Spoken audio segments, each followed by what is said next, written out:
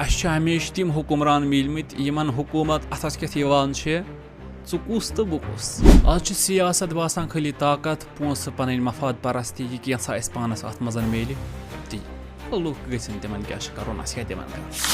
السلام علیکم ورحمۃ اللہ وبرکاتہ. حضرت زہرا سلام اللہ علیہا اَتھ فدقہٕ کِس مسلس منٛز اکھ چیٖز اَسہِ ضروٗری ہیٚچھناوان کہِ حق کٮ۪ن مسلن پٮ۪ٹھ باقٕے روزُن چھُ اصل سیاست.